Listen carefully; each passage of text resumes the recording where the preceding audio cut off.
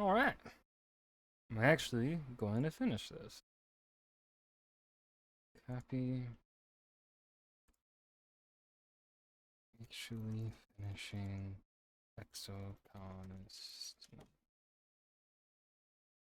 Notifications out. Bada bing, bada boom. I'm so curious how this is gonna go, because we're leading a fucking coup, dude. I'm excited.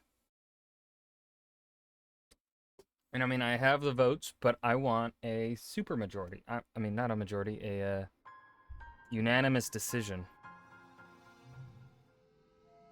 Everyone is gonna vote for me.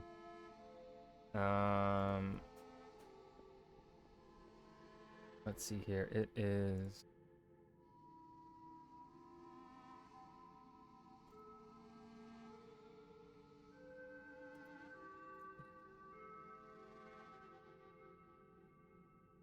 Hold on, let me pull up my guide. It is early quiet. Oh yeah, no one else's birthdays. Does Tammy want to say anything to me? I think.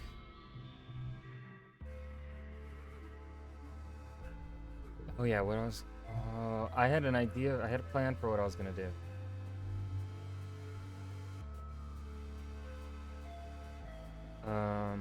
Oh right. I remember. I have everyone's vote except for. You approach Mars, who's deep in negotiations of some kind with Tangent. When Tang sees you over Mars' shoulder, she points and says your name. Thank you, forces of chance and chaos. Tang mutters, slipping away as Mars' attention turns to you. She's your problem now, Selene. What? Mars pretends not to hear her. Selene! You're looking hideous today, darling. Luckily, I'm doing makeovers and fashion advice, free of charge. What's the catch? No catch! You just have to try on my new line of clothing and give me your honest opinion. Come with me. I've been working on these designs for weeks. They're fresh off the printer, and I'm dying to see how they look on a regular person like yourself. Mars's room is a riot of sparkling fabric. My first fashion line is all about dressing for the seasons of Autumna. Yellow and angular for dust, airy and pink for pollen, stuff like that. If we ever make it back to Earth, I want to be known as the visionary who brought Autumna home. Great idea. I know. Mars indicates the pile of outfits on her bed. Well, what are you waiting for? Hit my mic. Chop, chop. You try on outfit after outfit, letting Mars scrutinize your silhouette and bearing. She seems genuinely focused on how the clothing performs. Finally, you finish trying on all the outfits. I think the glow jumpsuit is the winner. Go ahead and put it back on. Then we'll do your hair and makeup. You sit on her bed and as Mars pulls out her box of cosmetics. A day look. Or something more bold for nighttime. Subtle. Boring. Mars does your makeup efficiently, then pulls out a bottle of bright blue nail polish. One more thing and the look is complete. And voila. This was fun, sure. Mars smiles and caps the bottle of nail polish. And informative, I hope. Blue is definitely your color. Damn right it is. Yo, timing is weird. Like, what the fuck? I'm wearing blue today, and she says blue is my color. I mean, what's funny is we've actually genuinely become like somewhat friends with Mars, I'd say. I don't fucking hated her at the beginning, but not, I mean, she's tolerable. Let's relax in the lounge. Lots of kids treat the lounge as an informal study hall, especially Tangent, and Mars too, sometimes, if she's trying to impress Tang. Crack open a textbook on your holopalm and read about some old dead Earth poets. Just because you're not in class doesn't mean you can't read ahead a little bit. Get rid of that shit. The investigation into the bombing during the Glow attack continues all month. Governor Lum and his goons can't find a way to pin it on any of the Stratos, and over time, people come to accept that Dees was probably the culprit. The rumor doesn't make anyone feel better, but it does take the heat off the others, including yourself. As usual for this time of year, your dreams have been more vibrant and invasive. You have trouble distinguishing dream from reality during the day, and you dread falling asleep at night. Huh? How did that Hopeye get into your room? Follow it. You chase it out your balcony door and find yourself on a thickly wooded path. The mushwood pressing in close on every side. The light is weird here, pink and glittering, casting teal shadows. The hop eye disappears down a hole in the ground, and without thinking, you dive after it, squeezing your shoulders to fit through. We've been in a cave before. Is this gonna be like the same cave we found, like, when we were... Oh god, when did we do that? We were like 13 or 14. You tumble into a cave, beautiful and surreal, shimmering with a light that seems to come from within.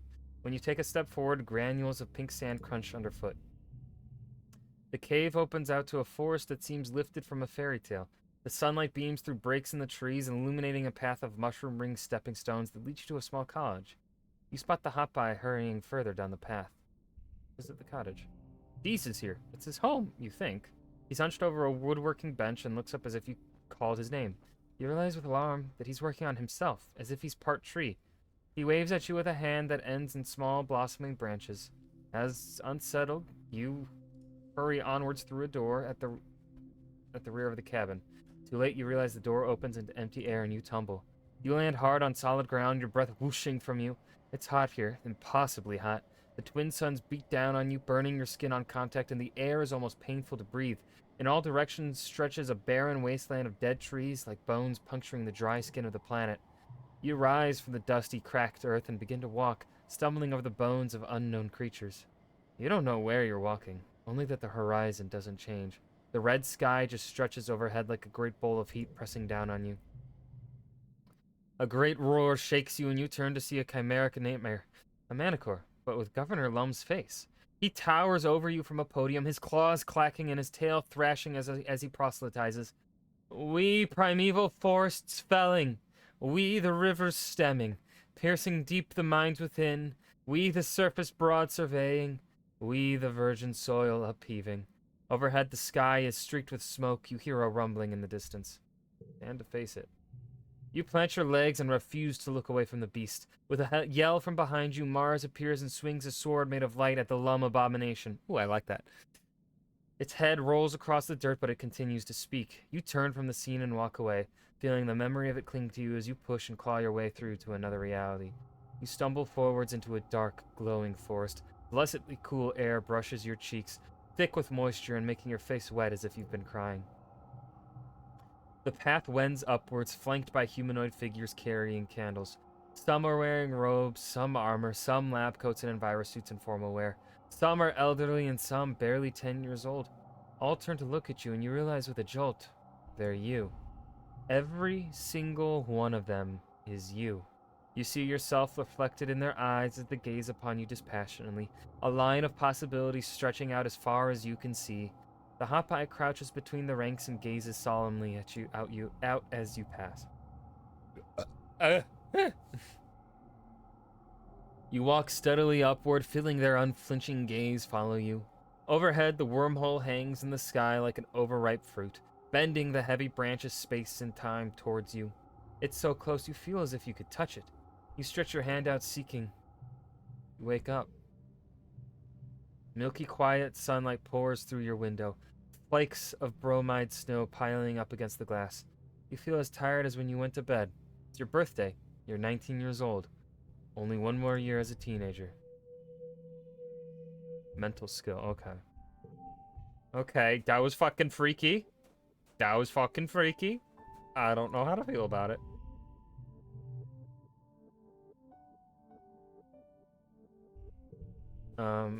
The time to spare, I don't think, is any sort of story stuff.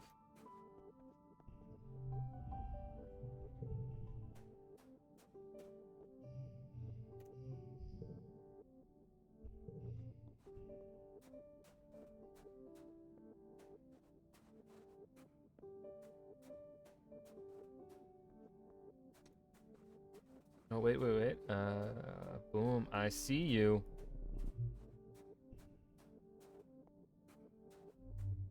Doesn't Dees like the medicinal roots?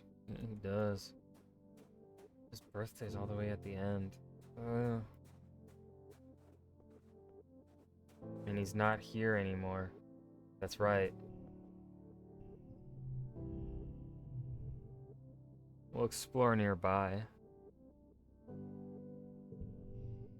Because we haven't done that one yet.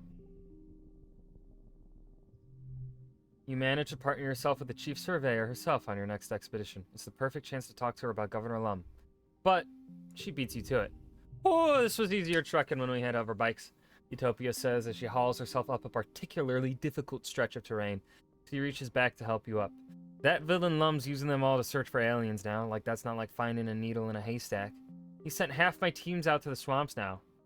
She gestures at her empty holster. Without weapons, I might add. He's bleeding us dry out here. She scrubs the back of her hand across her mouth. That snake of a man thinks every little thing is a war. I don't like getting attacked by animals neither, but I sure miss being able to explore this planet without Lum getting his paws all over my division and taking my resources for his damn messy war. Funny you should mention. You tell Utopia about Mars's plan to overthrow Lum at the next Vertumnalia. She seems excited by the prospect. You forget how young she is compared to the other council members. Sounds stellar! The only question is who you got in mind to replace him. Me! You? Sorry, I don't mean to tease, but aren't you a mite young for the job? She wipes her eyes, still chuckling. Well, I was only 22 when I became chief surveyor, I guess. It's not so far-fetched, but why you? What are you gonna do different than that chauvinistic float cow's arse? Pitch me. Remember what Lum did to your hand? I didn't say he wasn't a rat bastard. I'm asking if you know what we're doing here, or if this is just a game you kids are playing this week. The governor has those soldiers wrapped around his pinky finger. Half of my squad's too. He says jump and the garrison's gonna jump.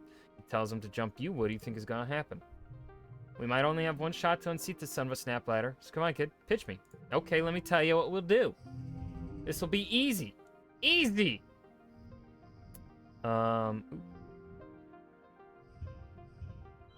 That's a 13, 11, 13. What if I do 1, 1, 1? 9.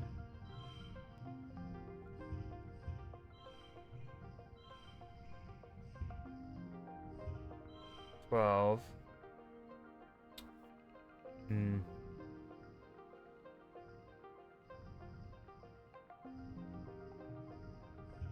And I think 13 or 16. There we go.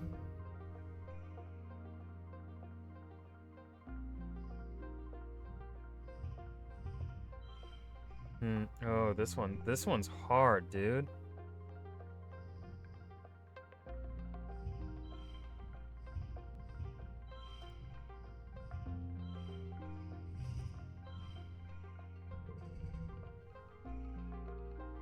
Gotta get a 33.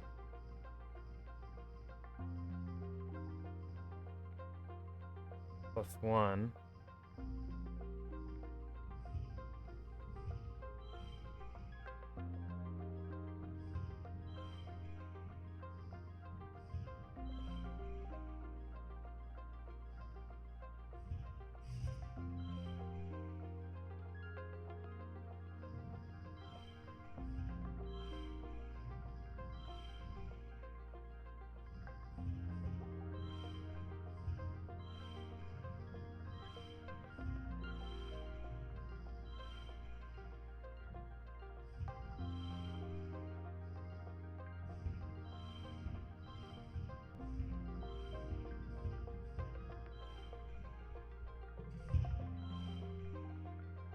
This is a 32.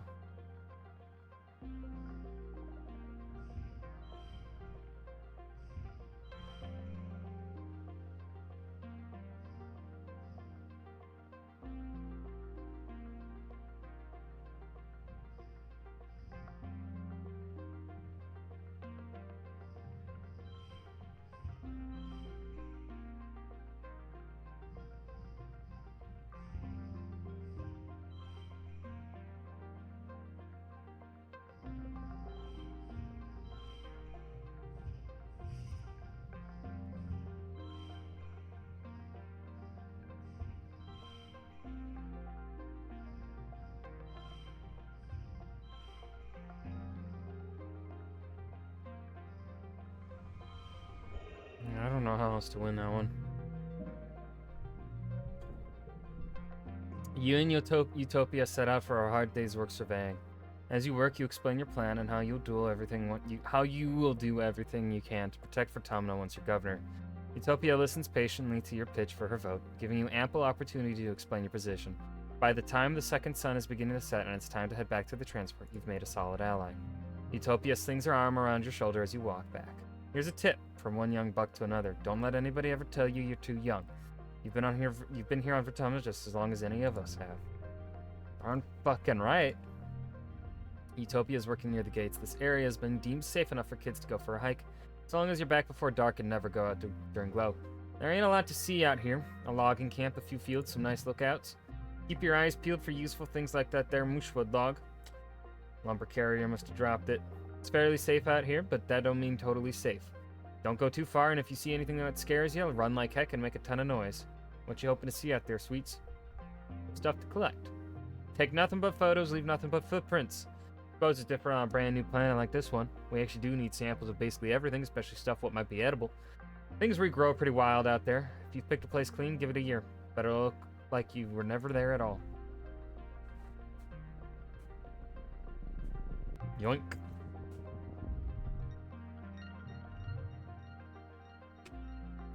Find something to use as an... Spark snow has been drifting around you all day, igniting teensy sparks where it touches the ground, but now it's really started coming down hard. Hard like hail, not soft like snow.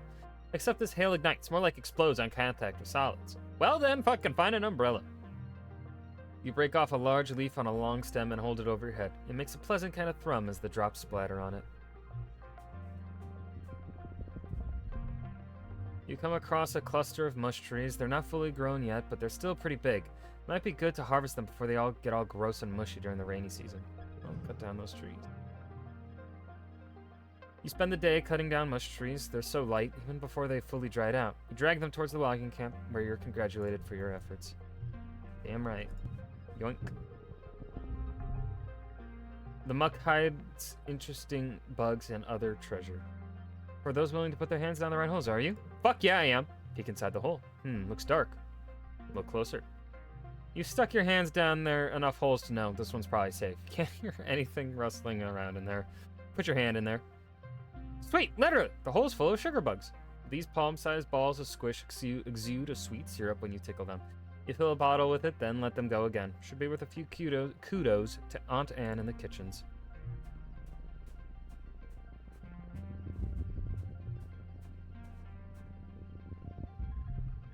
You come across a float cow that seems to be ill. She's floating upside down, a meter off the ground, kicking her segmented legs into the air periodically as though trying to right herself. Her slitted eyes look at you imploringly. She makes a helpless lowing noise and tries again to flip over, but her ratio of gas to liquid must be unbalanced. Figure out what's wrong. Oh, milk. It's hard to milk a float cow that's upside down. She struggles and kicks her legs at you as you try to flip her over long enough to get to the udders, but thanks to a combination of might and empathy, you manage to calm her down. She's still sick. Milk's supposed to collect in her lower udder, not her gas bladder. But at least she's balanced down and she has a chance to get well on her own. I'm a fucking hero. I saved a float cow. The unseen path dips under your feet, engulfing you up to the hip in a large drift of fresh spark snow. You lose a boot while floundering in the snowbank and have to spend some time digging it out. Well, I'll dig through it. Easy perception. Boom, boom, boom. That's a 14. That's a 17.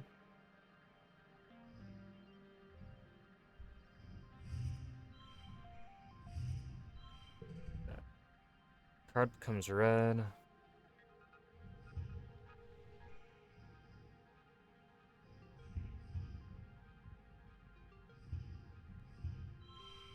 $23. $25. Gotta get it at 27.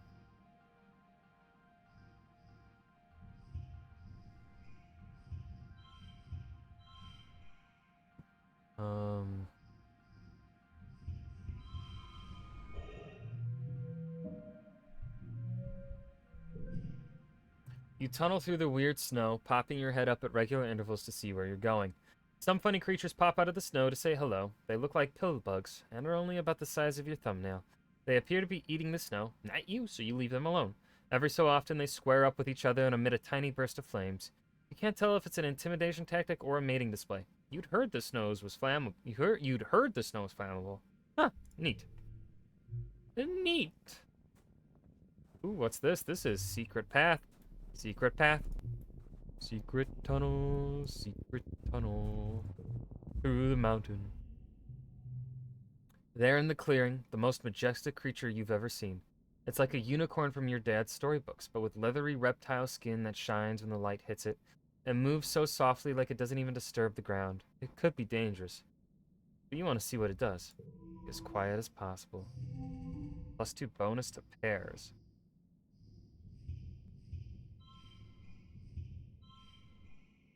It's 20. We do 5, 5, 5. It's 21. 21.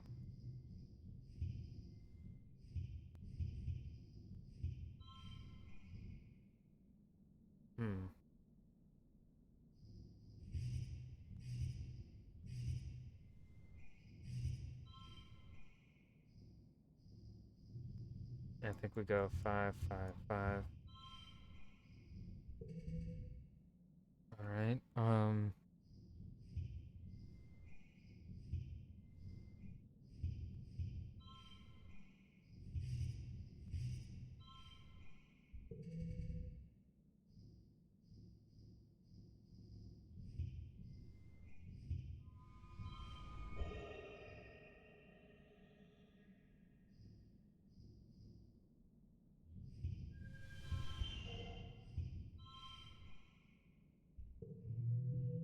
that wasn't the best score I could have gotten? Damn. As you settle in to watch it from behind a strand of moose trees, the Unisar looks up towards you, startled by your movement. You try to hold perfectly still and quiet your breathing. After a tense moment, it goes back to its busyness. First, it sniffs out a good tree and rubs the scent glands in its neck against it thoroughly. Then it pees, like a crystal waterfall, on a rock. Everything it does seems magical. Next, it sharpens its horn against a rock, which is scored with marks from having done this before. This must be its favorite sharpening rock. You notice the bulge in its stomach. It must have had a huge meal recently. Eventually, it curls up for a nap. You quietly sneak away. This was so wonderful. Vertumna is a magical place. Dude, I'm gonna recommend this game to fucking everyone. This game's great. A nearby pond is dammed up and washed out the path here. The path continues on the other side. Bravely jump over it.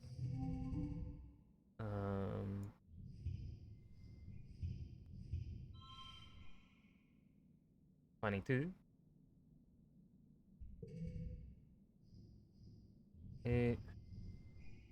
6. 5.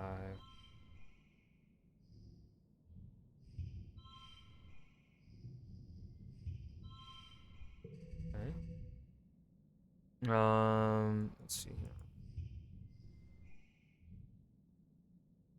6, 5, 4.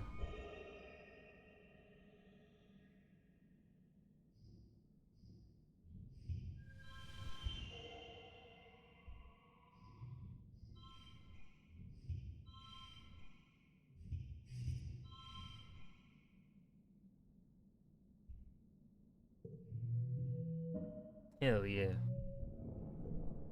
You bravely fall in and get wet. You flounder towards the other side, soaked but victorious. Fuck yeah. Victory. Victory screech! Oh wait, I missed a thingy. I must run back and grab the medicinal root. Yoink. Damn, a lot of medicinal roots. I really want to replay this game just to go about upgrading my perks differently, because I feel like I really fucked up. I don't know, I feel like, because I didn't do it, I feel like I just messed up on, I feel like I've missed opportunities of doing things because of the way I went about upgrading my skills. You stop for lunch, eating an earth treat grown from your own greenhouses. A watermelon, nice and sweet, like a more solid Watato pod. You munch away, spitting out the seeds. Just relax. You sit back and enjoy your midday rest in the beautiful surroundings. Fuck yeah. Could I get this area fully explored? Hell yeah.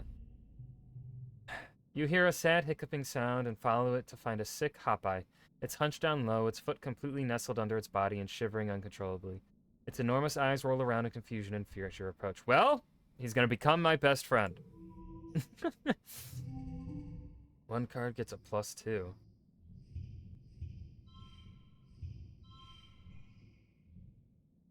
Let's see.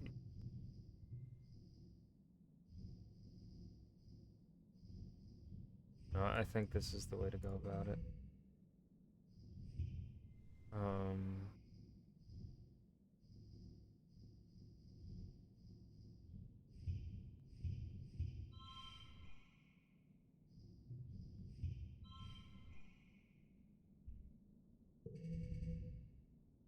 Get a 25.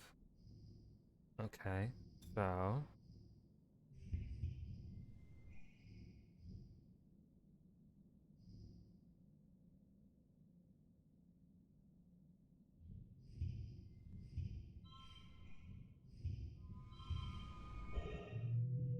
Damn, could've gotten a 43.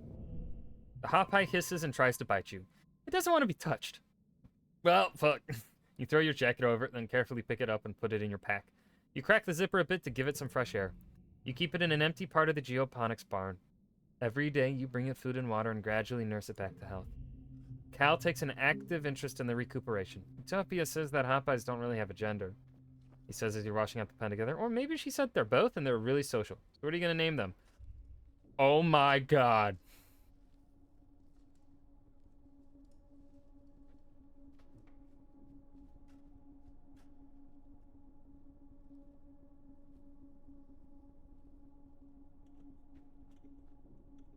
Hold on, I gotta show a friend this.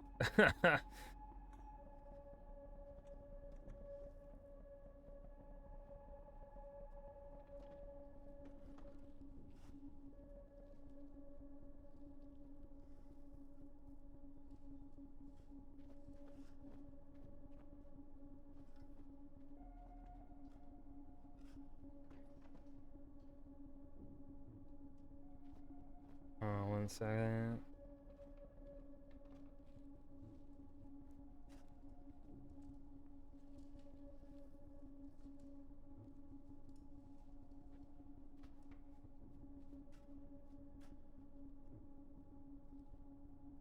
Optimus Prime.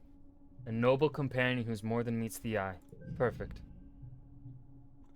Cal offers the Hopeye a piece of bobber fruit. Cute! Optimus Prime plucks the fruit from Cal's hand and hops into your lap to snuggle down and nibble on it.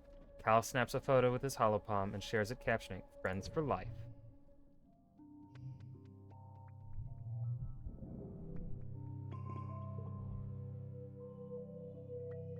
Oh shit, so... Oh my goodness, he follows me! Optimus Prime! Gain 1 less stress plus 1 bonus to pairs? Oh, that is... Yes. I definitely feel like I was supposed to explore that area first and not go...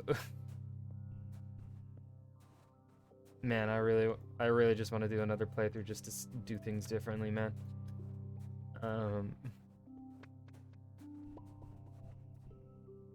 What is Mars like?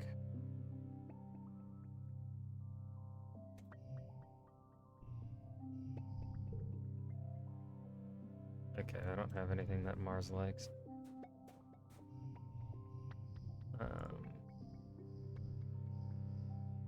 It's only... Does anyone else like medicinal flower? No one else does. Dang. Okay. You catch Cal at the gate to the gardens. He's carrying a big bucket of rocks. Hey, Selene. Pauses to pat your pet on the head. And hello to you too, Optimus Prime. Hey, did you know there's opening a new park near Geoponics? It'll be nice to have a calm place to rest in nature, but still be safe inside the walls. I helped build it, and bring Optimus Prime. They'll love it. Fuck yeah, I will. Optimus Prime. So this gets... Oh, it doesn't get me friendship with Cal, huh?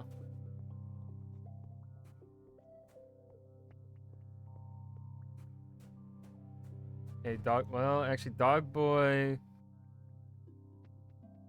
When's Dog Boy's birthday? Early pollen. Okay, so we don't give him a gift yet.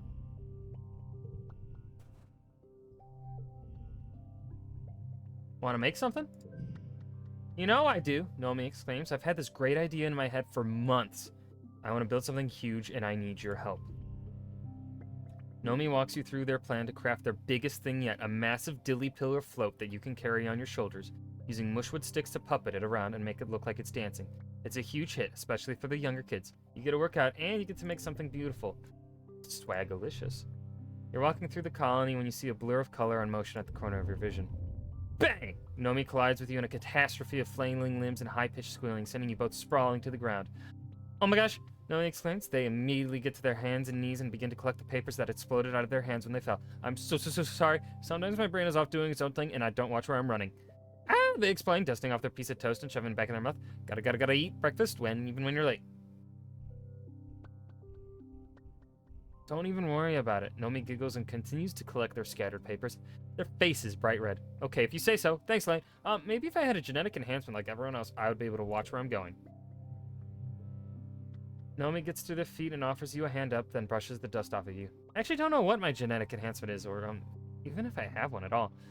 My parents decided to lock my medical files from when I was a baby, because they had this wild idea that they wanted me to grow up without feeling I had to be, perfect.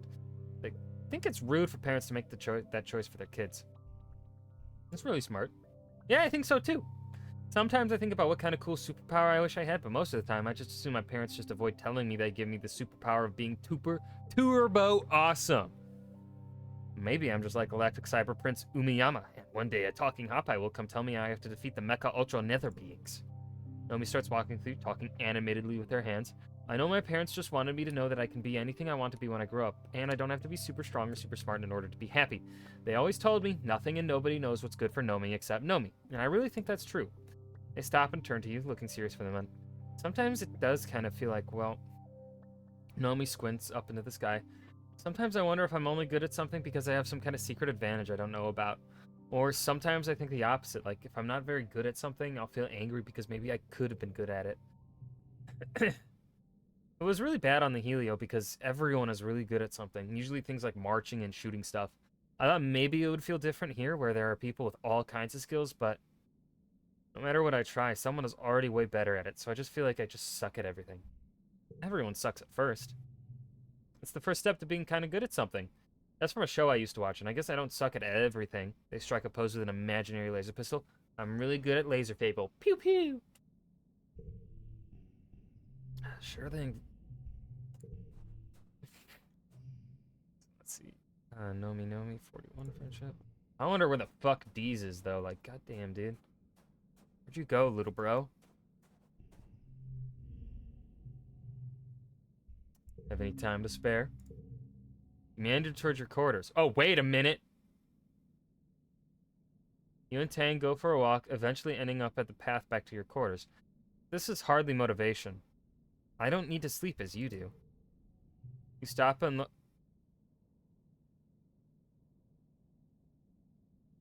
Wondering if you have to spell it out. She holds your eye, revealing nothing except for a subtle twitch at the corner of her mouth. Finally, she relents. Why didn't you say... Oh, my God.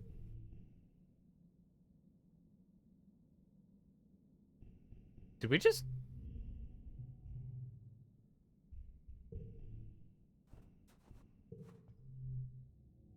Riz Master. That's Selene, that's for sure. Or Riz God.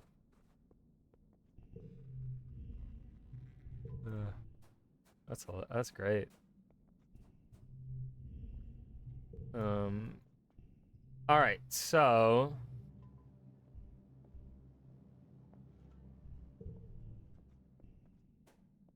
what should we level up? Because we have everyone on our side. Assisting the governor would be pretty good. Just bump up our persuasion. Being Lum's assistant isn't the glamorous life of political intrigue you were hoping for. He's more of a soldier than a politician, and even then, you hear he's not much of a soldier either. If he notices that people mock him, he doesn't seem to care. It almost makes him more boastful. Like he thinks the sole duty of governor is to soak up as much attention and power and wield it whenever and however he likes. Whenever he's questioned on something, he unleashes such a torrent of bravado and barely veiled threats that it's impossible to make your own point. And then he just pushes through what he wanted to do anyway. It's infuriating, given that the colony's governance was based around the idea of communication and empathy. No one seems to know how to contain him. As for the Helios, they seem to have their own ways to get around him. They're grateful he's gotten into politics, because that means your older and more experienced Security Chief Rhett makes all but the largest military decisions. In fact, you think some of them enjoy that he's such a moron because they hope the colony fails. They think he's entertaining. Mars is responsible for producing his social media content, which he considers an important part of his brand. Oh my god. They mostly consist of powerful sounding but ultimately empty speeches about how great the colony is doing and how proud everyone should be of their really, really, truly great work, just fantastic, really. Usually while carrying a logo of Mushwood so he looks super strong. You and Mars are huddled in command, trying to avoid his attention while Mars scrolls through Lum's selfie roll, trying to pick the best one for social media. As a political strategy, it's not unheard of, she mutters. Plenty of Earth dictators used it. I just can't tell if it's his official strategy or if he really is this vain. You hear footsteps approaching and Mars groans. Lum claps his hand on her shoulder and smiles broadly. There you are. I was thinking, in the next video, I think the colony is ready to see some of the footage from the counterattack I led against the enemy aliens. Oh, stars. You remember this. Lum plays the footage of the time he charged into battle and nearly got everyone killed with explosives. You cringe as you remember it wasn't your finest moment either. You can't believe this is the footage he wants to hold up as proof of his bravery and vision. This is great footage, Mars simpers. Just really great. It's actually perfect for Selene to practice working on his video editing skills. You shoot Mars a stinky look, but she just smiles. Lum agrees. With such great material, he practically did your job for you. How are you going to spin this into a propaganda piece?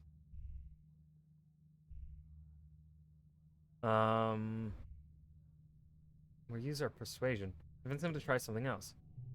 You manage to convince Lum that the colony's still too traumatized from the attack that they won't have positive associations with Lum being involved, even if he does look like a hero. Lum begrudgingly agrees. Okay.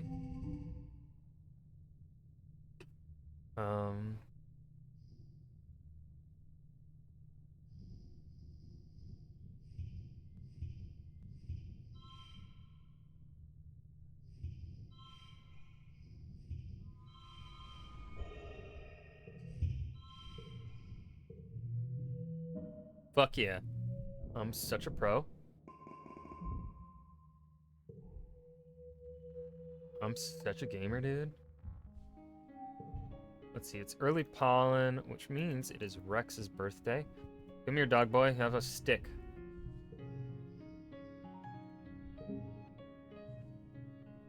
Is your fucking project done yet, dude? Like, goddamn.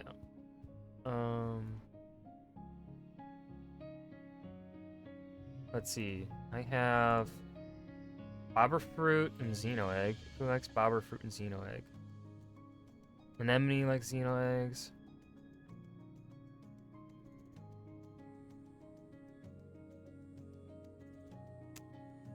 Cal likes bobber fruit. Okay, let's give something to Cal.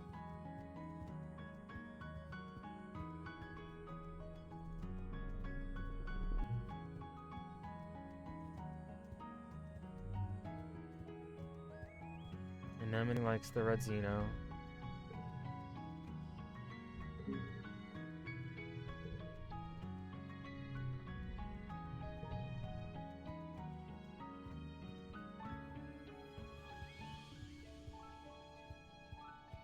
Here's Cal, so let's give him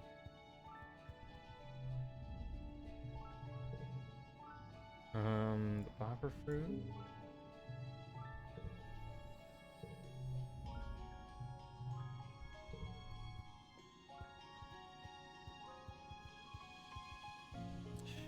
Dang, want anything?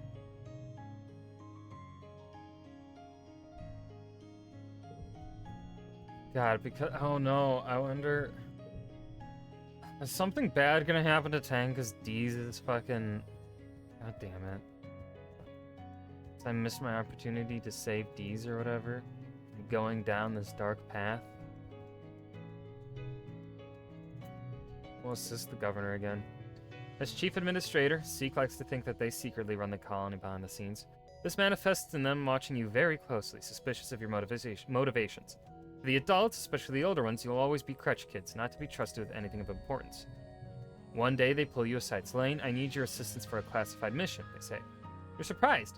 Seek never trusts anyone. Could this be a trap? You probably shouldn't trust me. How unusually candid of you, they reply, then walk away. Okay. 8, 8. Actually, 8, 8. 44. Boom. Boom. Our organizing is almost maxed out.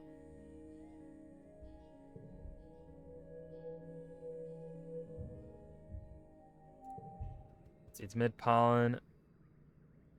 No one has a birthday. Anyone want to talk to me?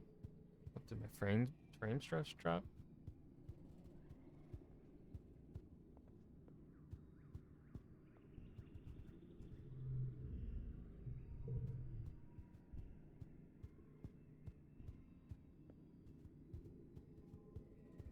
Tang, you got anything?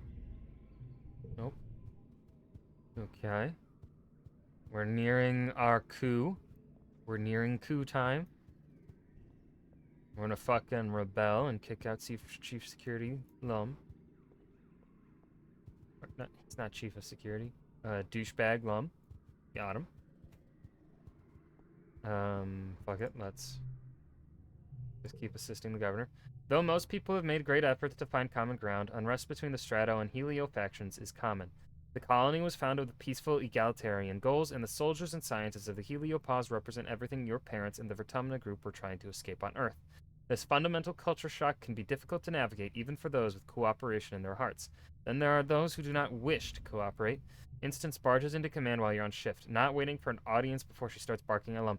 Governor Lum, tell your soldiers they are not and will never be a welcome in my lab. Soldiers? Do you mean the researchers? At Instance's terse nod, Lum smiles and puts his feet up on the command console. We brought Earth's finest scientists with us, Instance.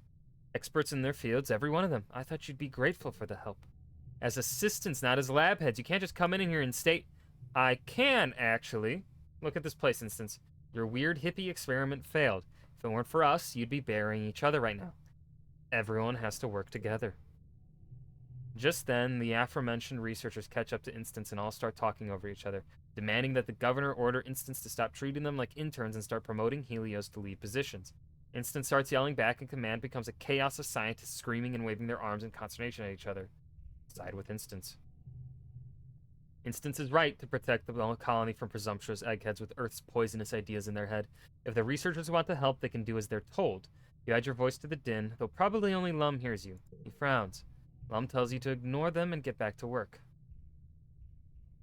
Listen while you file reports. You could practically write these reports back to Earth with your eyes closed, or in this case, with your ears open. You'll half-heartedly type up a report and continue to listen in. If you think I'm going to just hand over classified colony intelligence to a bunch of space cops, Instant spits and the researchers all clamor to deny their relationship to the Heliopause military. Don't you pretend like you don't want to send me back to Earth in chains. That's why you're here, isn't it? You don't care about Vertumna. You care about recovering your master's stolen property. I'll bet you would have loved to get all 4 of us, she says. But Uticott, Hal, and Flores and all had the good luck to die before they could see their work destroyed by a bunch of jackbooted Earth thugs. You flinch. It hurts to hear your mom's death described as good luck. Instant stands, ramrod straight, her face crimson with fury. Well, you're not gonna get me, and you're not gonna get my work either. Lum steps in, finally. Now, Instance, you're right. We were sent here to bring you to justice. But now we're one colony. Neither ship is leaving Vertumna again. I sent a message to Earth telling them that the colony was a failure and justice had already been served. No one's coming for you. How can you know that? We haven't heard anything back from Earth since we went through the wormhole. They could be sending a new fleet of ships right now. A strange expression crosses Lum's face. I've been in contact with Earth. They told us to stand down and refocus our efforts on colonizing Vertumna. Uh-oh. Uh-oh. Uh-oh. What the fuck?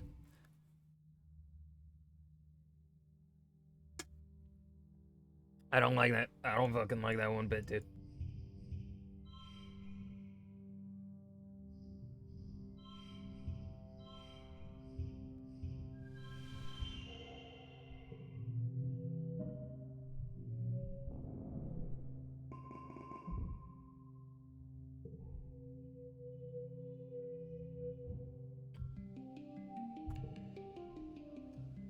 I don't fucking trust that one bit. Governor Lum. Oh boy. At least it's only like 2 more months, and then it's Vertumnalia. Then we become the governor. We save everything. We fix the world. We become a hero. And we marry Tangent and have a good, happy life, right? Right? Right! Her terrorist brother isn't gonna fucking do anything, right? Right? Oh, man. Oh, boy. I should have... Oh, there's so many things I want to do differently. I want to go back and do differently. Let's assist the governor. Without a doubt, Seek is the only person in the colony who cares so much about paperwork. Despite that, you can do literally everything on your holopalm or rely on Congruence's eidetic memory. Seek insists that there is a truthfulness about working with actual physical paper that simply cannot be replicated with digital means. How did someone like Seek get to be in the position of power? Did they start out such a stickler for doing things in the old Earth ways, or is this like a sick control thing for them?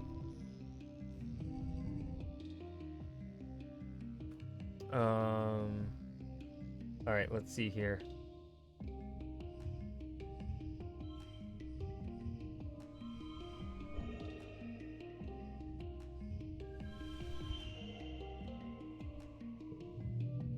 I could have gotten a 58? Fuck off.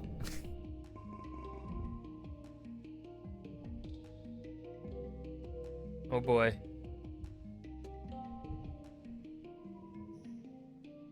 +1 kudos. That is such a... So pretty mid... That's such a mid...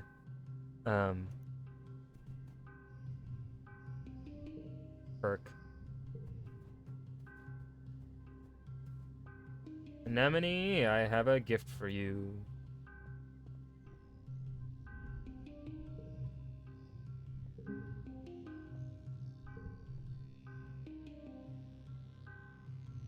Yeah, I have...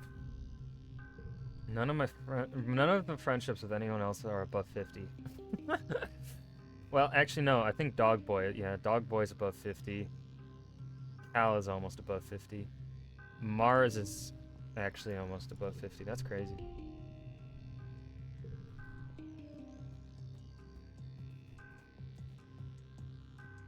Okay. Oh. Ooh, maybe I should...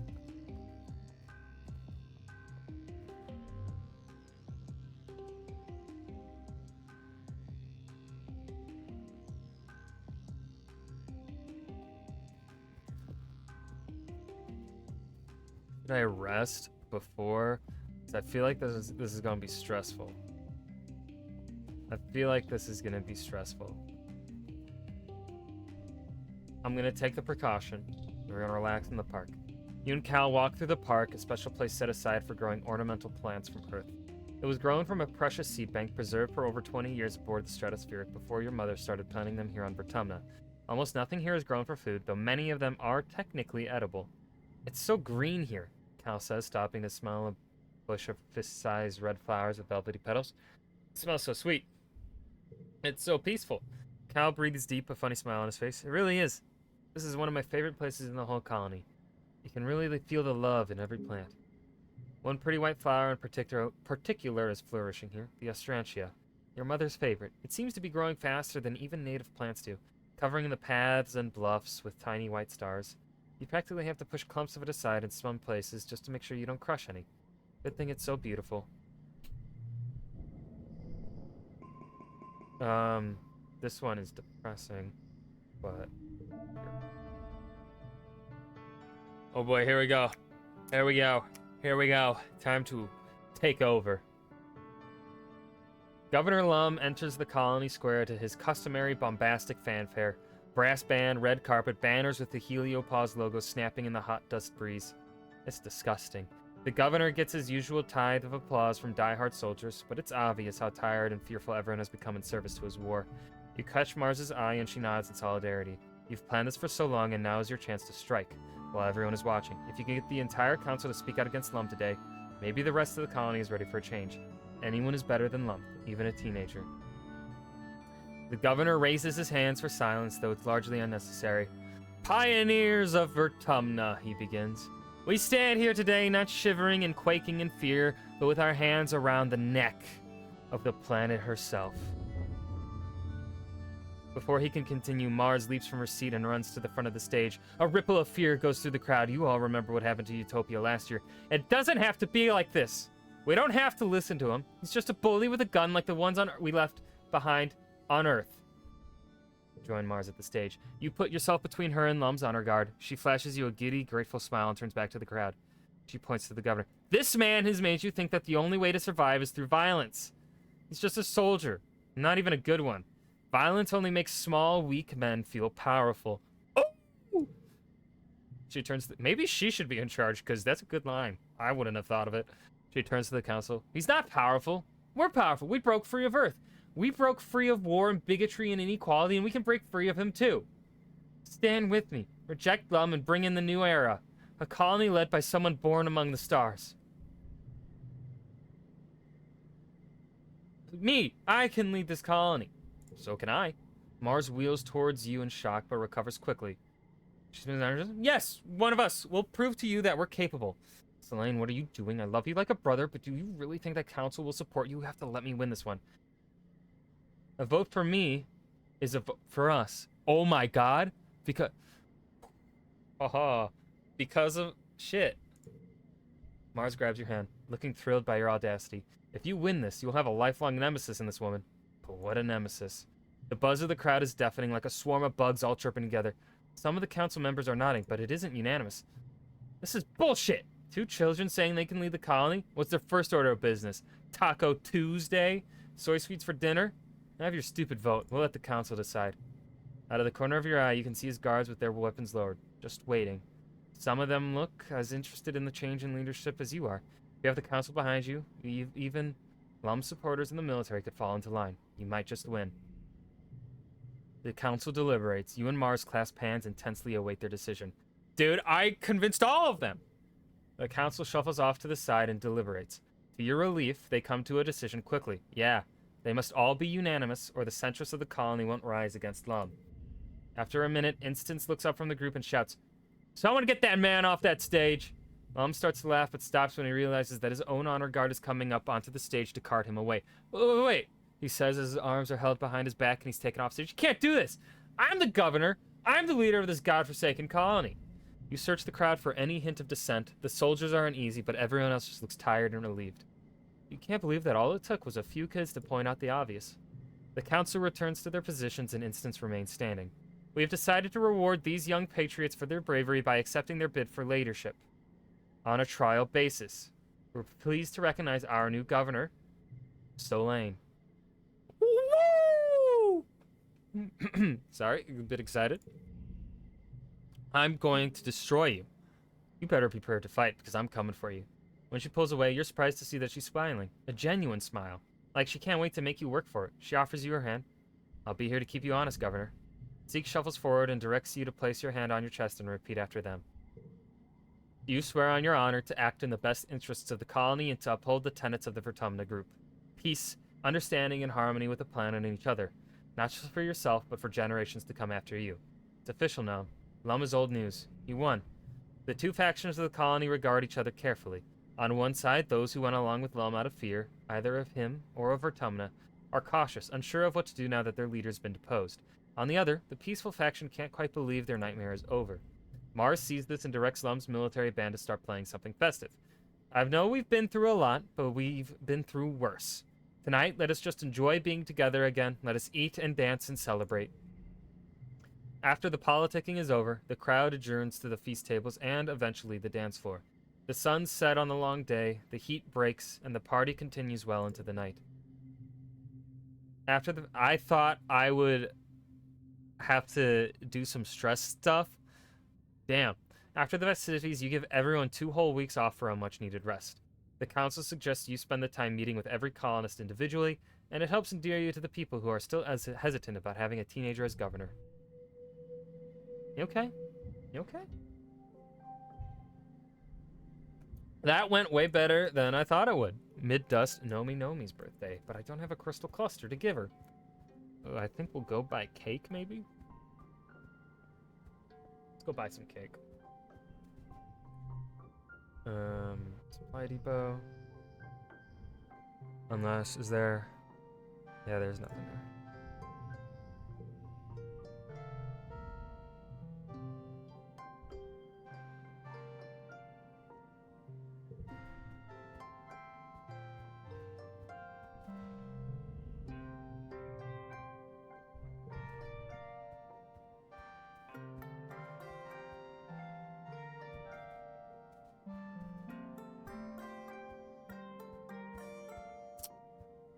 Am I still rebellious, though? Despite being governor? Rex's birthday was Paul, yeah. Here you go. Have a mushwood log. Is your fucking project done yet, dude?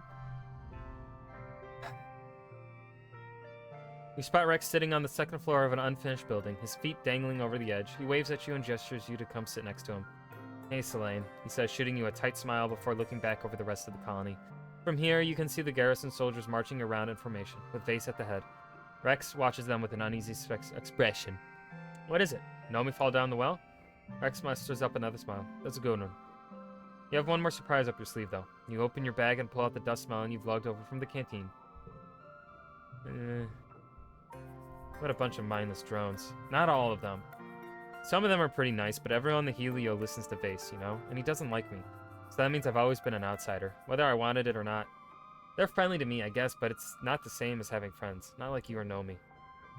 It's fine, though. You don't have to like someone to hook up with them. I kind of like being the one everyone comes to if they just want to have a good time. What's the deal with you and Vase? It's kind of a long story and not a fun one. I'd rather not drag it up again, honestly. Give me the short version? The short version is that Vase isn't really the hero he tells everyone he is. He's just a bully. Everyone acts like they like him, but they're just afraid of what he'll do if they step out of line. I get that. Yeah, it sucks.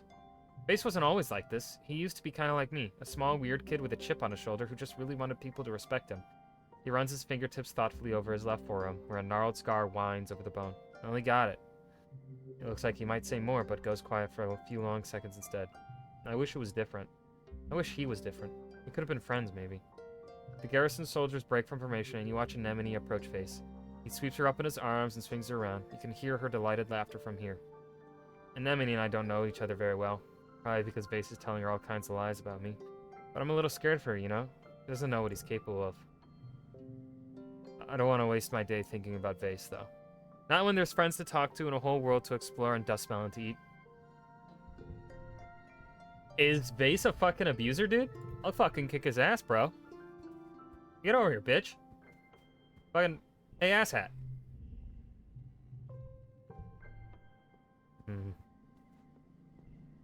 It's not Anemone's. It's Nomi's Nomi. Oh, shit. Oh, it's adorable.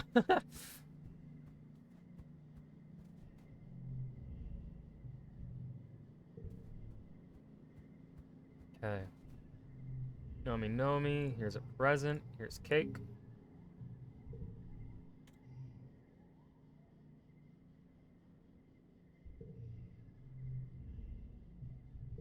Alright. Let's go ahead and, I guess, go be a leader. Govern. Persuasion and bravery. Okay, fuck yeah. It's your first day as governor of the colony. You get a round of applause as you enter command. The first order of business will be choosing your assistant. Of course, I offer my services to you. As assistant to the last governors, I'm uniquely qualified to... Oh, whatever! Just because you're older than dirt doesn't mean you're the best person for the job. Strides over to you and pokes you in the chest. Don't even think about choosing me as your assistant. I'm officially the leader of the opposition party now. You sputter. Wait, you and Mars were allies. At your confused look, Mars begins to laugh. Oh my god, your face, I'm kidding. We don't have parties. Oh, thank god. I'm not going to go easy on you. Someone has to keep speaking truth to power, and it may as well be me. Oh, maybe I'll start the colony's first independent newsroom and report on anything you do that I don't agree with. Wait a minute. That... Keep Mars. That's right. You better keep her close so you can keep an eye on her, too. Plus, you could use real second opinions, not Zeke's kowtowing. Zeke rolls their eyes. You children are in for a world of pain when you realize how complicated it is to actually run a colony. Call me if you get in trouble. I could use a good laugh. Mars gives you a high five. All right. Out with the old, new energy only from here on. Now, where's my assistant? You don't expect me to do your busy work, right? Okay. Oh, that won't be the... Shit. Oh, I see what to do.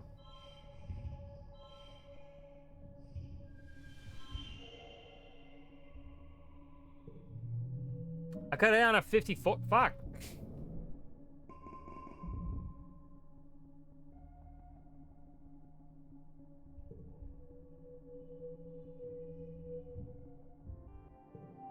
Let's see, it's late dust. Cal's birthday.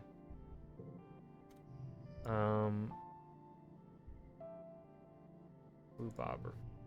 Okay. Well, let's see if there's any bobber fruit laying around. Otherwise, we'll just go and get him a cake. If I can.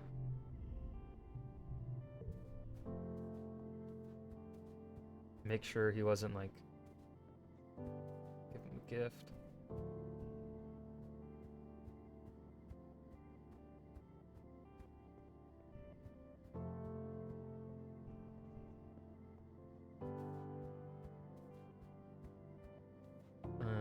Waifu?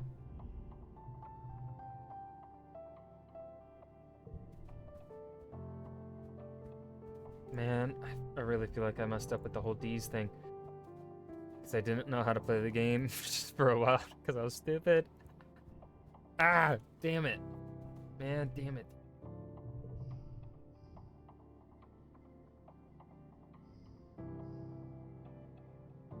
See, this would be really useful.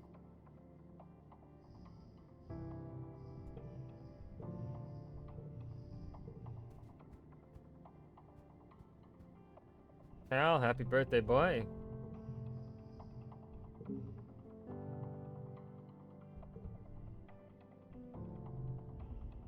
Cal waves at you as you enter the garden, leaning on a shovel. Hey, Slane, calls, but his eyes look past you, down the path to where Anemone is beating the absolute tar out of a training dummy. Her fierce battle cries echo across the colony, making Cal wince. He's been going totally hard lately, huh? He says, he scratches his face, smearing dirt across his cheek. She asked me yesterday if I wanted to spar with her. She said it would be good for self-defense. Cal smiles sadly at the memory. I told her I don't want to fight. Not her. Not a training dummy, and not on anything on this planet, for real. I've never seen her get so mad at me. She called me a baby and told me I'm just gonna end up forcing everyone to protect me because I'm weak or helpless or whatever. He seems upset and stabs the ground a few times with the shovel. I just don't think it's right to fight anyone, especially the Xenos. They were here first. What do you think, Slane? It's never the answer. I'm glad you think so too. Everyone's always telling me to see both sides of the argument, like they think that just because I'm young, I haven't made up my mind yet. I just think if you have to hurt someone to get what you need, you don't deserve to have it. Sometimes I think about the Xeno I had to kill the first time they attacked. Like, obviously I'm glad I'm alive, duh, but now it's dead. His eyes go back to Anemone. She stops sparring with the training dummy and is looking up at the gardens as she has a drink. Neither she nor Cal wave at the other. It was an accident. I didn't mean to kill it. It just happened. I wish I could tell it I'm sorry. Cal clenches his fist. There's gotta be a way to figure out how to live in peace with all the cool things that live on this planet. Like, hey, look at this weed I saw growing over here. Cal has such strong convictions. It's one of the things you like best about him, even if some people disagree with them. You spend a few hours with Cal in the garden as he shows off the area that he's getting ready for the next planting season. The adults are really starting to trust him with more planting as he gets older, and he beams with pride. Okay. Oh man! Oh shit! Yeah, we're nearing the end of the game.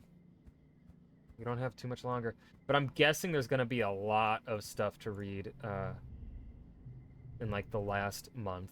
The game ends at the end of this year, I'm assuming.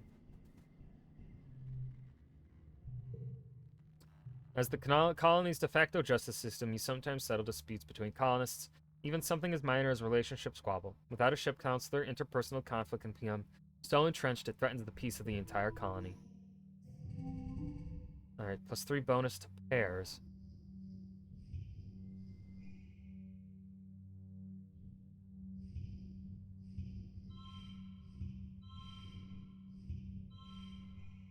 That isn't...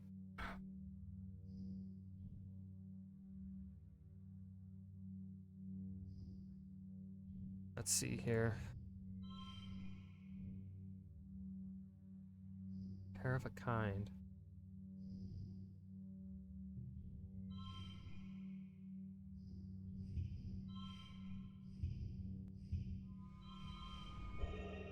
I don't think I can do any better.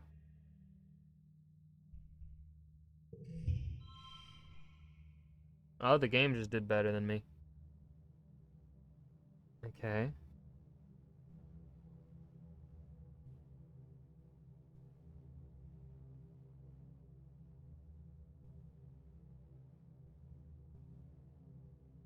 Yeah, sure. I could have gotten a 6. How the fuck would I have gotten a 60 from that, dude?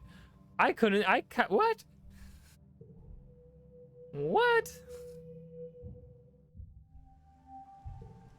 Let's see, whose birthday is it in early what? Mars, and she likes yellow flowers, which I believe I have one of those. I do.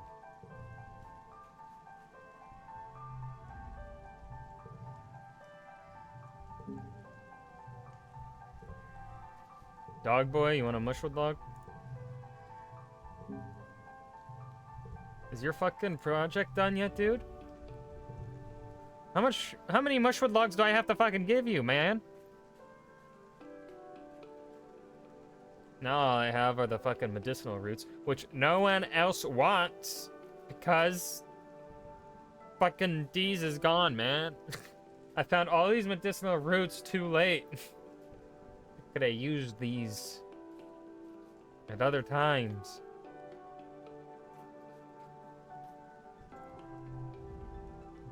Got any time to spare? Towards the quarters. Boinking. Nothing new in here, right? Oh, there's some blue bobber fruit. Yoink. Mine now, baby. More governing. When you were a kid, you didn't really understand what the governor did all day. Now you know it's mostly meetings with the occasional break to write a report or file a requisition.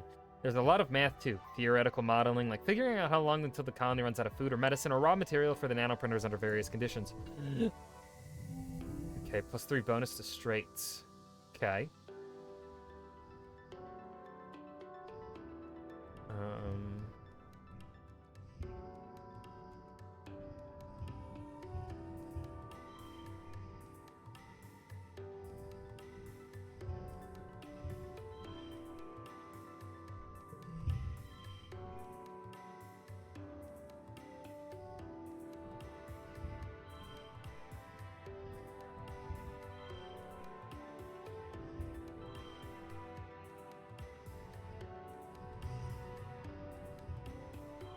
There we go.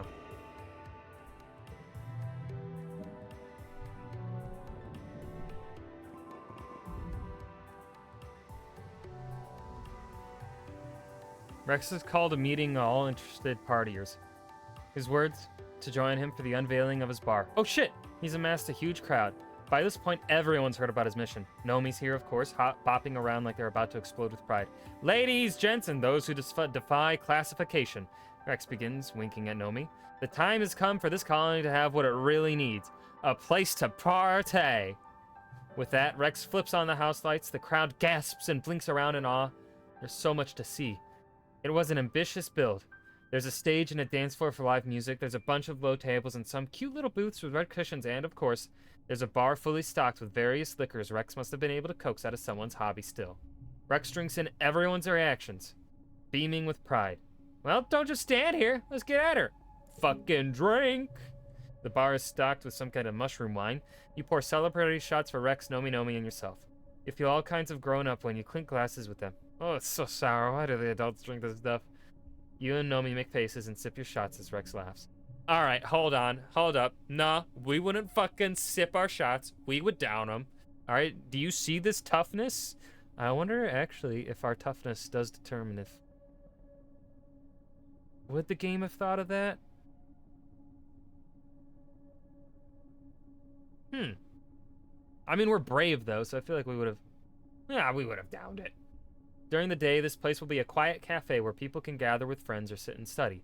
At night, Mars is going to lead karaoke nights, and Nomi will make sure the dance floor is always jumping. And I'll just be happy that everyone else has a good time here. It's great to finally have a place purpose-built for having fun. Thank you, Celine, for all your help.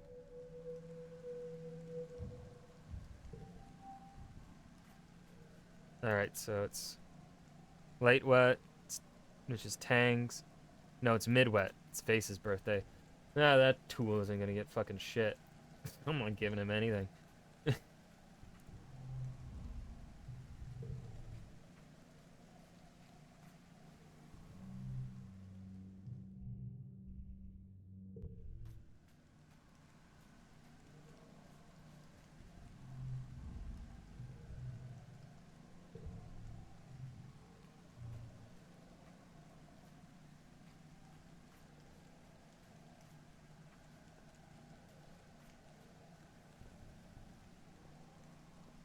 Okay.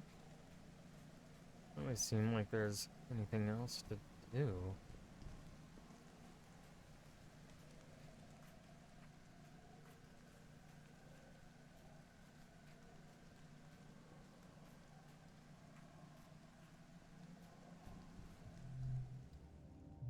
Govern.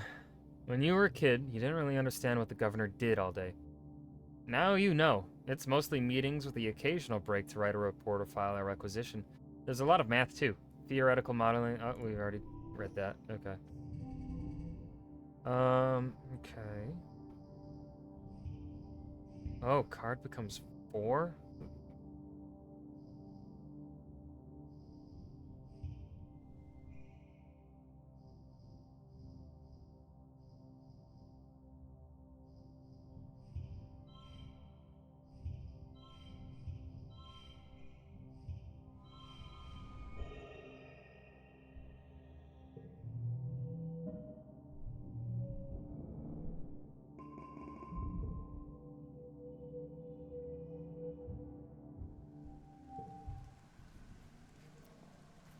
Should I have done... Maybe I could have found D's, man. I don't... Where'd the kid go? I feel so bad for Tang. Ah! Where did I go wrong?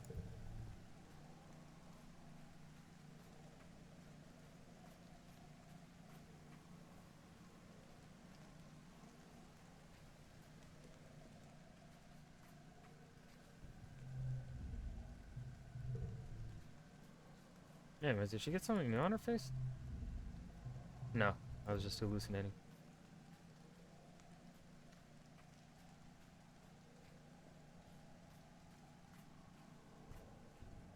And we'll give everyone gifts for the final month.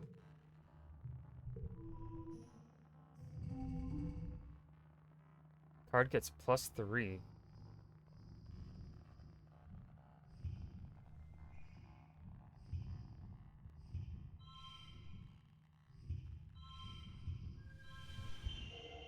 Boom. That's gotta be the highest.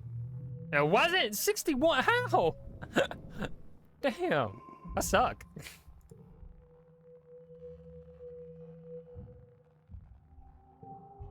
Alright, so it's glow time.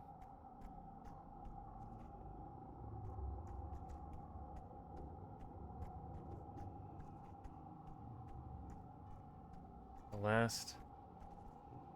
Oh boy.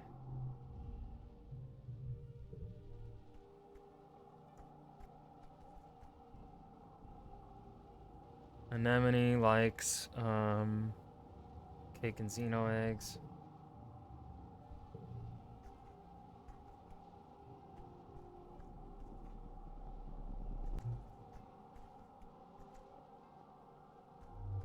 Tang. We'll give Tang a gift anyway.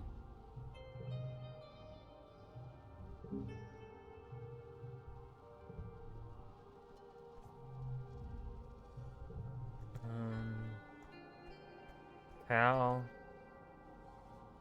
He also likes cake. Oh, and let's just buy cake.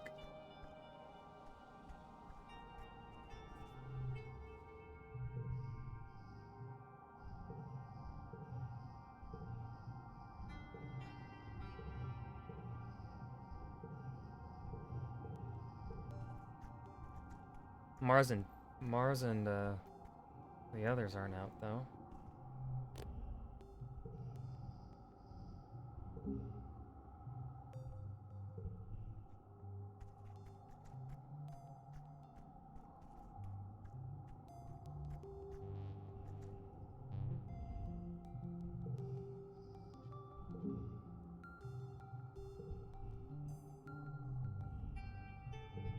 Wait, that was only a +1? I thought.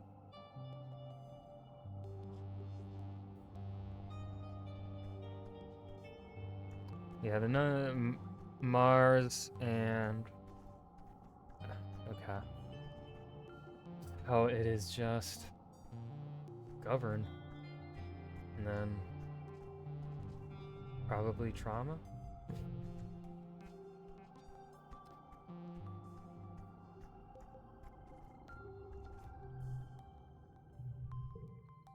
One of your fellows to remove Lum from command, sending him over to Chief Red to reassign. Red grumbled about it at first, but Lum's happier as a rank-and-file soldier, honestly. So you're surprised when Seek drags him into command like a misbehaving child. Seek pushes Lum in front of them, and he stumbles into the middle of command. Lum has something to tell you, Selene. Something very opponent that he should have disclosed the moment you became governor. Lum scowls and Seek continues. I'm sorry, Lum. Did you think those encrypted messages would just disappear? No, they got shunted to me instead. I already know the truth. You hold up your hand to stop them from picking at each other like stressed-out Popeyes. You explain you already knew all about how Lum has been in contact with the Earth. No, there's something else. It's far worse. Shortly after taking office, I managed to open a secure line of communications with Earth. Privately through the Heliopause channels, I told them that Vertumina is ready to be colonized and that they should send ships right away. They're sending hundreds of ships, 100,000 people, 50,000 soldiers, and enough artillery to blow a hole in the side of the planet the size of a small moon. They say that if the planet is still dangerous when they get here, they'll glass the place and start fresh, including whatever's left of the colony. That's why I kept it secret. If this colony knew what was coming, we'd spend the next 20 years arguing about it instead of getting this planet under control. Then we'll all be dead. 100,000 people. An army from Earth, it could be a huge boon to colonization efforts, or it could erase the progress you've made on this planet and end your parents' dream of a fresh start. Oh, fuck. Call them off. Alright, let's see. Card becomes yellow. Oh, that's a +3 on third stage challenges. Fuck.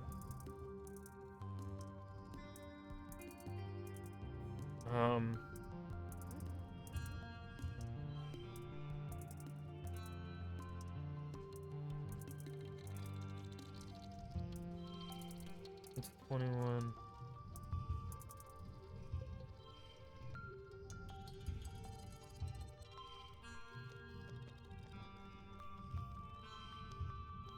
$24.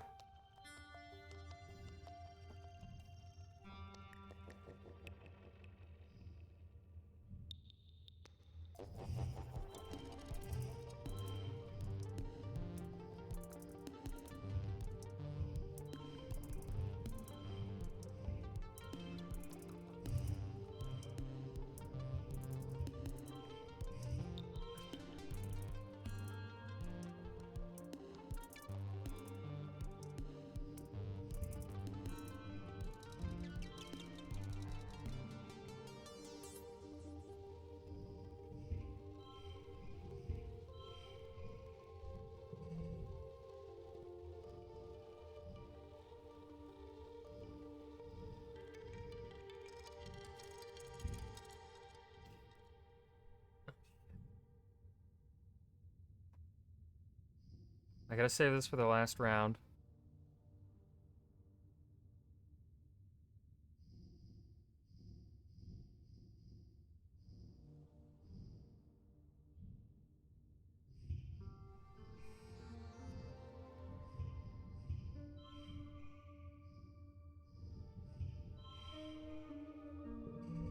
Gotta get a 44.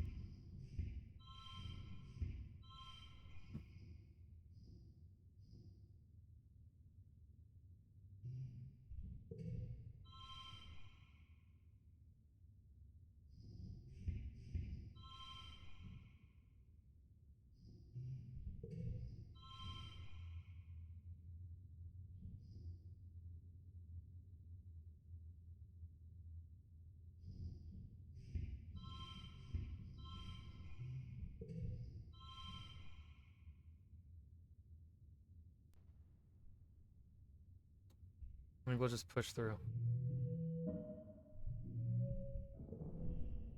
If I can be of assistance, Seek starts, and all eyes and command swivel to them.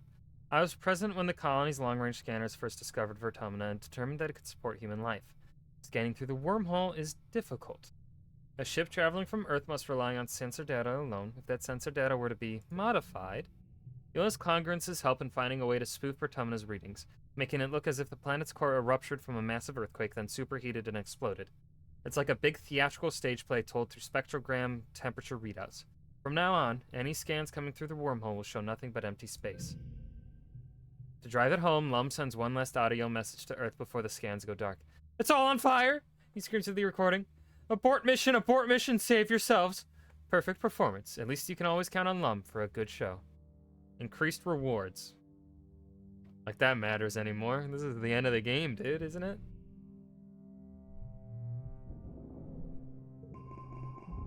Knowing the attack is coming, as it always comes in glow, does nothing to calm your nerves. You find yourself compulsively walking the walls when you're not working, checking in with the guards and scanning the tree line for the first sign of trouble. You're there when you see them, dark on dark shapes coming out of the forest, perfectly silent. You watch with the lookouts as more and more figures amass at the forest's edge. Minutes pass as the horde pushes into the firebreak, numbering at least... It must be in the thousands, more animals than you've ever seen in one place. The ground is choked with a teeming carpet of smaller creatures darting in and among the legs of no. Oh no.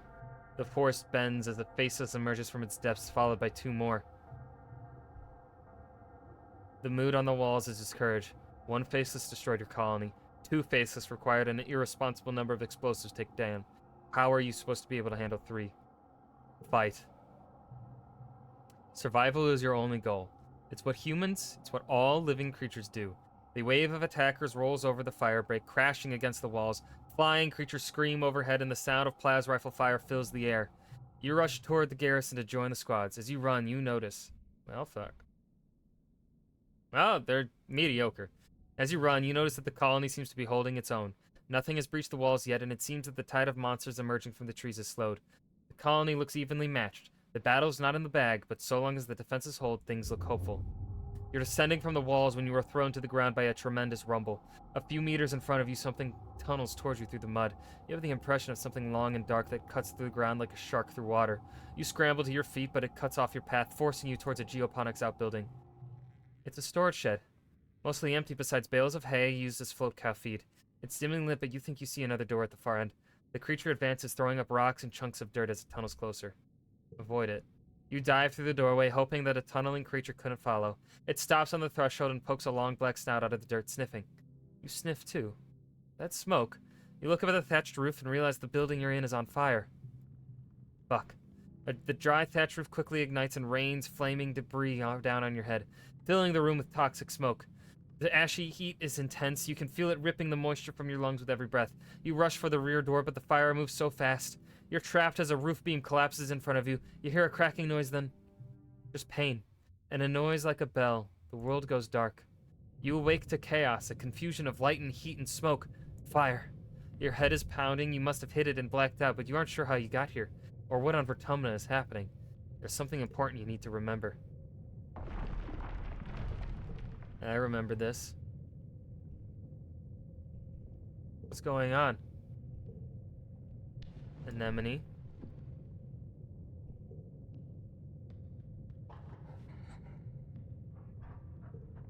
Wait, hold on. You remember this from another life. Not a dog. A monster. It's about to end your life, and probably Anemone's too. She tightens her grip on you.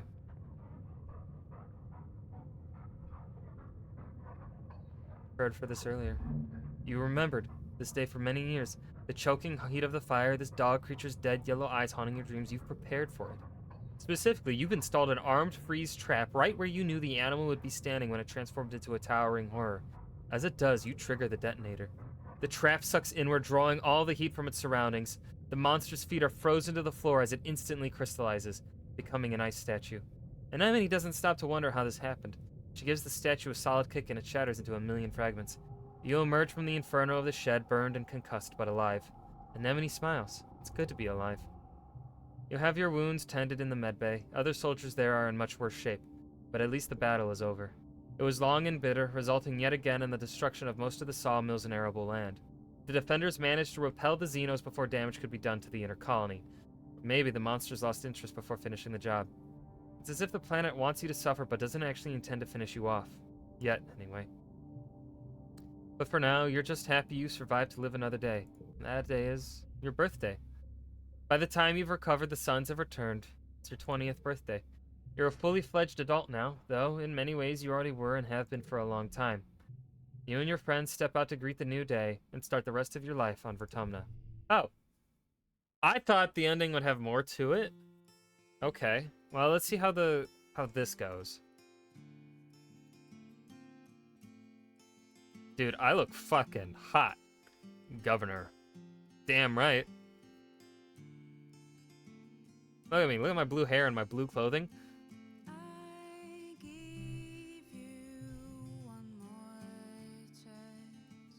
Ooh, I like this song. At first, there was grumbling. The new governor is so young, but you proved totally capable. You take the colony in a new direction.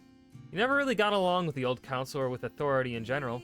Before long, you begin replacing council members with younger people who are more in line with your kind of reforms. There is some resistance at first from the Strata loyalists, the very adults who raised you, loved you. But despite you ousting Lum, many of the Helios turn out to be powerful allies who are willing to work with you. Once you have the security squads firmly on your side, the other departments fall in line. Mars declares herself the head of an official opposition party. She keeps on your heels for years without success and eventually retires from politics and takes over Seek's job as chief administrator. As chief administrator, of course, she has even more sway on council, as well as a fair bit of power on her own. She's almost more of a pain in the butt than she was before. You governed successfully for many years with the support of the council, seeing the colony through good times and bad. Every year is a struggle to balance the colony's limited resources between its increasing defense budget and the rest of its needs. You try to keep everyone alive, which is what matters. But what about... Chief Engineer Tangent has a nice ring to it.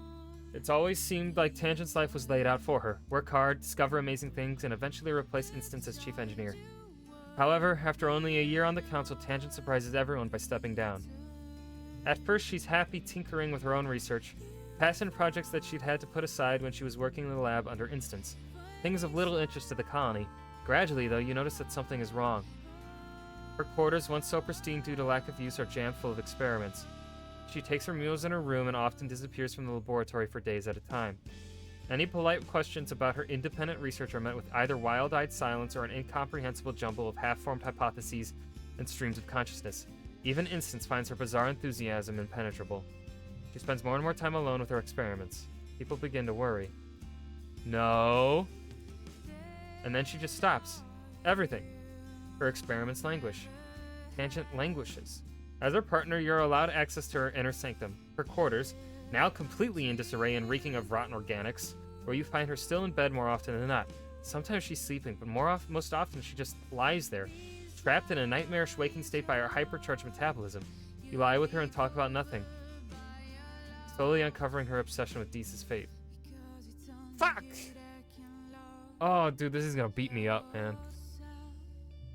Grief manifests at strange times, often requiring years to fully process. Though Tangent chose to leave the lab, you help her realize that without that structure in her life, she's clearly struggling with having to deal with a lifetime of grief all at once. She's burned out, plain and simple. With your help, she manages to recover, but she's haunted for the rest of her life by the unanswered question, what happened to Deez? You and Tang continue to date for a while, but ultimately your partnership fizzles out. No! No! Don't do this to me! A dramatic breakup isn't Tang's style, but she does dump you pretty unceremoniously, claiming that she simply doesn't have the attention span to spare romantic entanglements. Her love life remains fairly private, though she's not as frigid as she's always claimed. You hear from the colony gossip that she carries on with a string of casual relationships, mostly with other scientists, mostly women. Just like Instance, Tang never donates genetic material to the next generation. She pretends not to care when people say it's such a shame that her tremendous intellect won't be passed on, citing that intelligence is just as much nurture than nature. But you know the truth. She's terrified to pass on her family's mental illnesses to anyone else. Tang lives and dies in the shadow of what she almost caused to happen to Vertumna. Knowing that she almost killed every living thing on the planet weighs heavily on her for the rest of her days. Unfortunately, even with genetic alteration, the human body was not made to withstand long periods without sleep, and Tang's willful negligence in taking care of herself certainly doesn't help. She develops a heart condition in her early 60s that outpaces the healing capacity of the medbeds, and it eventually takes her life. I don't want to read about anyone else. I'm sad now.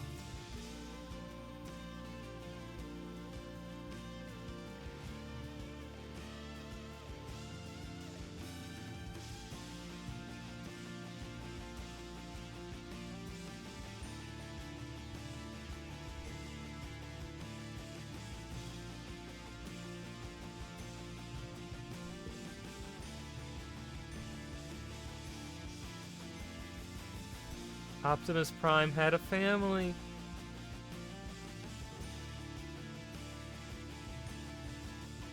The days turn to months, eventually becoming years, then decades. Before you know it, you're old. Vertamina continues to challenge you and your loved ones. The attacks continue every year, getting harder and harder to withstand. And not just that, but droughts, earthquakes, diseases, storms, pestilence, and more. Some years you worry that the colony and humanity will be wiped off the map for good. But humans are good at surviving. The adversity strengthens your resolve. You mourn your dead, celebrate your births, and keep adapting to whatever the planet throws at you. You wait 30 years, but the fleet from Earth never comes. Your gambit was successful. You continue to guide the colony with a steady hand, always keeping the secret of the invading force that never was. Eventually, death comes to you as it does to everyone. In the moment of your death, as your brain cells fizzle out one by one and shut down forever, a vision swims in your mind's eye. Is that a person? They seem so familiar. You feel like you know them so well. Oh, it's you. Only ancient. His arms are covered with so many data bands, so many lifetimes of knowledge. The ancient you speaks without moving his mouth. Not in words, but in something like pictures. Still, you understand. He smiles. We had a good life, don't you think?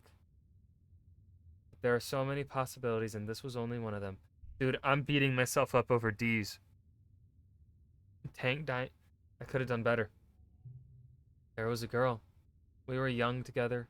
Tammy, with a cotton candy hair. Such a shame to see a life snuffed out so young. He gives you a look as if to say you were somehow responsible for this. Wait, were you? Could you have saved her? We have a chance to take another path to change the way our life turned out. Come with me.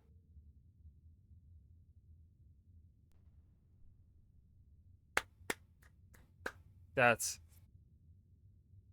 Oh my god, this game?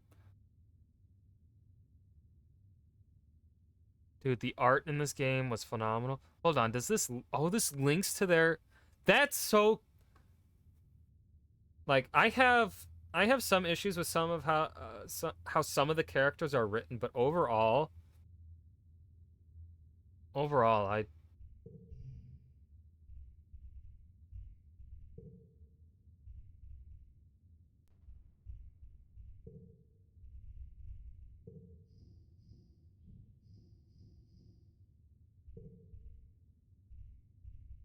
overall I don't have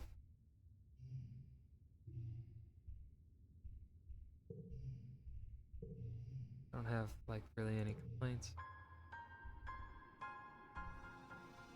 Wow. Wow. Is there hold on. Is there I need to know if there's a way um Exocolonist, does Tang always break up with you?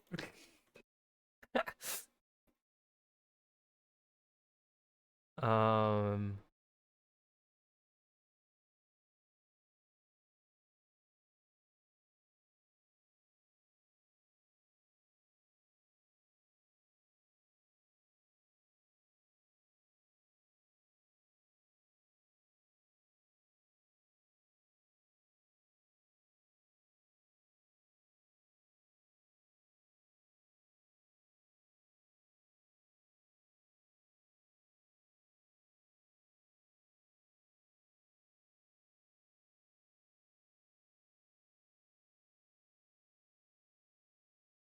No, I refuse. I refuse. I fucking refuse.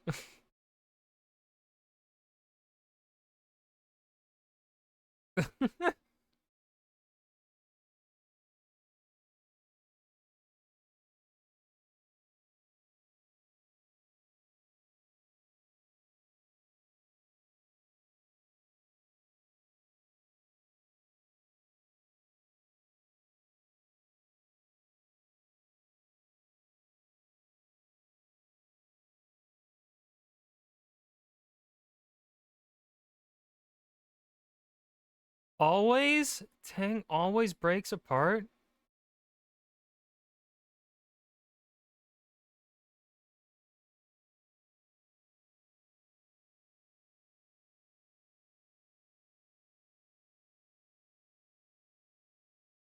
There's got no, no. Come on, man.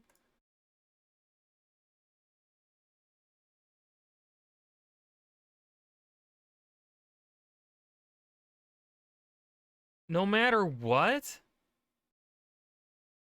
even in the even in the other endings, like if you,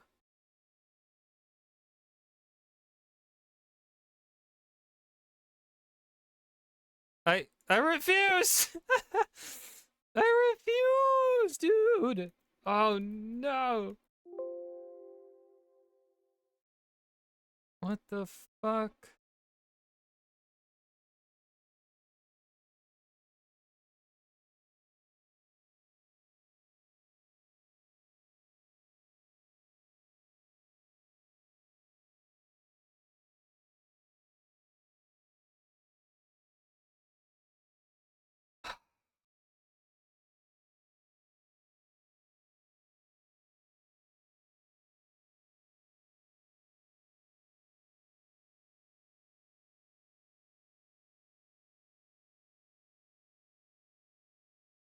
Oh man.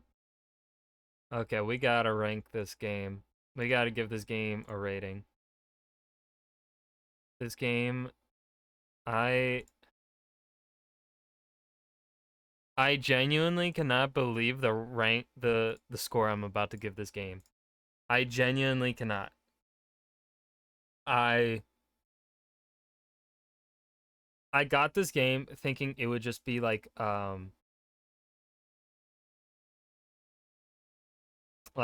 short, maybe few streams that would ultimately be pretty fun. But I was expecting a good time. Instead, I did not I got hit with a good time, but one that was also full of life lessons and depression. Quite frankly, like it actually I got emotional. I got a little bit emotional. I felt the feels. I felt the feels. I'm I can't believe I'm doing this. I I'm giving it a 10 out of 10. It there are issues. I don't think some of the like so the Strato kids, every character that came from the Strato, so the people you were with from the beginning, they were all exceptionally well written. Um don't really have too many complaints there. I do have some complaints about the dad because the dad always had these nicknames. I didn't really care for the nicknames. But that might just be me and how I was raised, how I am on a kind of touchy-feely kind of basis in my in personal relationships. Um but how many put 15 hours? Um but with the Stratos, the Helios kids though, the kids that came later when we were 15, they were more they felt less three-dimensional. They felt very 2D, kind of one note, right? Like Dog Boy was he pretty much just acted like a dog boy. And then Nomi Nomi was that like kind of stereotypical uh or yeah, stereotypical um anime geek girl. You know, they even described her as doing this at one point. Um and there were and another thing that and Vase of course was just a fucking dick. Um but there were moments that where you almost got where I felt like we were starting to get somewhere with some of them. Like towards the end there when our friendship got high enough with Dog Boy. Um um we how to say we got some hints as to prior relationship between Vase and Dog Boy. but because you meet them at 15, and this is probably partially um so this complaint could end up going away on a secondary playthrough, right? If you play it through a second time, you know what you're doing, you know how to play. You also have your knowledge, and which helps you with things. From what it sounds like, that can help you like save people. So with that in mind, I'm willing to forgive it, and maybe think, and I think maybe on the second playthrough, you are able to understand these characters more fleshed out. Maybe the Helios get more fleshed out on the other playthroughs, and they're purposefully left one note on the first playthrough. Which, if that is the case, if that is actually the case, and I were to replay this game, and my next playthrough, I have a greater understanding of the Helios kids on the second playthrough because the story is designed to be like that, then this game would jump from a 10 out of 10 to an 11 out of 10. Genuinely. This story is so well written. It it comes in with its themes. It knows the themes it's trying to tackle, the conversations that it wants to have, that the writers of this game want to have inside of their game, and they are not afraid to then to put those things out there. And the way they write it, though, is that it isn't necessarily, at least maybe because I just didn't get them fully seen, it isn't exactly, they're not hitting you necessarily over the head with it, right? Like, they point out that Dog Boy has a scar on his arm while he's talking about Vase, and kind of suggesting that Vase might be an abusive partner. They don't outright say it, but their writing is very clever, where they're not shying away from the conversation that they want you to have. And they're not like just like blatantly stating it. Which of course, blatantly stating it has a place in things. But with this game, it was kind of, they don't really beat you over the head with things. It's always kind of, I don't want to say subtle because it isn't necessarily subtle. It's just written cleverly, I feel like. It's just written really well. Um I think now of course my rankings here are also very based on enjoyment and not necessarily a lot of these ranks are very much based off of expectation and how I feel the game met expectations. Right? I was expecting Teenage Exocolonist to probably end up being around, to be like Coffee Talk or Death and Taxes, in that 5 to 7 range. My expectations were on the lower end, around the 5 to 6 range, just because I was like, it's a card game. I don't know. This is not my style. But then their story, their writing really carried the game. Their writing, whoever the fuck the writers are for this game, are damn good writers. Let's see, the developer is Northway Games. What else have they made? This was really kind of their first big game.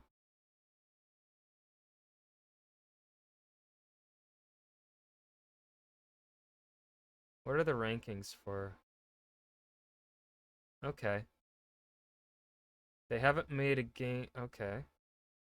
Yeah, so whoever they fucking hired as the writers for Teenage Exocolonist, um, bring them back for your next game. If it's the same writers for their previous games, then keep them. Yeah, 10 out of 10, man. This game was fun. It had really good, wholesome moments mixed in with the very tragic moments that I thought were handled really well. And another thing this game did real well was it handled death in of itself, the concept of death, people's feelings, and how different people react to death spectacularly. One of the problems I have a lot of the time in video games and because this game is largely just a choose your own adventure novel, it's pretty much like a novel. One of the problems with novels, sci-fi and fantasy stories, is that when they handle death, maybe the character will lament on it for a bit, but they don't really lament on it for that long. It rarely does the death of a character truly feel like it's impacting something um impacting the character long term. However, this game, Tammy's death was like not constantly mentioned, but it was referenced enough that made realistic sense for the people in the situation on Vertumna. And then uh the death of our parents in this game also handled spectacularly. I They nailed everything that I wanted, like that they needed to nail, like that needed to be done well. They nailed it, blew it out of the park. And then everything that was kind of meant, like personally for me, the interactions with Dog Boy, he's too huggy for me. I don't like that. But that's just personal preference. For me, that stuff was able to be overlooked. Um, the exploration, I kind of wish. I do want to do another playthrough. I genuinely want to do another playthrough. But for now, um, we're gonna leave that as is and figure out the next game. Um, what was it? It's not a spin the wheel. Bigger wheel. Is this it? Yes. All right. So Teenage Exo we can remove. Um, let's spin the wheel.